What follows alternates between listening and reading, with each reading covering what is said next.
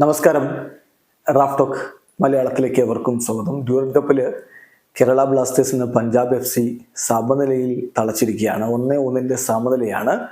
മത്സരത്തിൽ ലൂക്ക മെയ്സനാണ് പഞ്ചാബ് FCയുടെ ഗോൾ നേടിയത്. അതിൻ്റെ മറുപടി മുഹമ്മദ് ഐമൻ കൊടുത്തു. അങ്ങനെ സമനിലയിൽ പിരിഞ്ഞിരിക്കുകയാണ്. മത്സരത്തിലെ ആദ്യ പകുതിയിലൊക്കെ ബ്ലാസ്റ്റേഴ്സ് നല്ല ആധിപത്യം, നല്ല ആക്രമണമൊക്കെ നടത്തിയെങ്കിലും ആദ്യ പകുതിയുടെ അവസാനത്തിലാണ് ലൂക്ക മെയ്സന്റെ ഗോൾ പിറക്കുന്നത്. കളിയിൽ Somkumar, Saheef, Hormipam, Milos, Aiban, Luna, Danish, Freddy, Yoihenba, Peprah, Noah എന്നിവരാണ് ബ്ലാസ്റ്റേഴ്സിനായിട്ട് ആദ്യ 11-ൽ ഉണ്ടായിരുന്നത്. ബ്ലാസ്റ്റേഴ്സിനെ സംബന്ധിച്ചിടത്തോളം അവസരങ്ങൾ ഉണ്ടായിരുന്നു.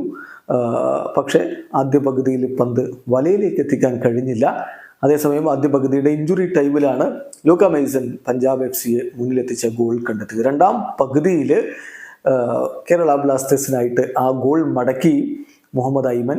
അദ്ദേഹം പെപ്രയുടെ ഒരു ബോളിൽ നിന്ന്, മനോഹരമായിട്ടുള്ളൊരു ബോളാണ് പെപ്ര കൊടുത്തത്, അതിൽ നിന്ന് വലയിലേക്ക് പന്തെത്തിച്ചുകൊണ്ട് ഐമൻ ബ്ലാസ്റ്റേഴ്സിനെ ഒപ്പം എത്തിച്ചു. പിന്നീട് ഇരു ഭാഗത്തേക്കും നീക്കങ്ങൾ ഉണ്ടായി.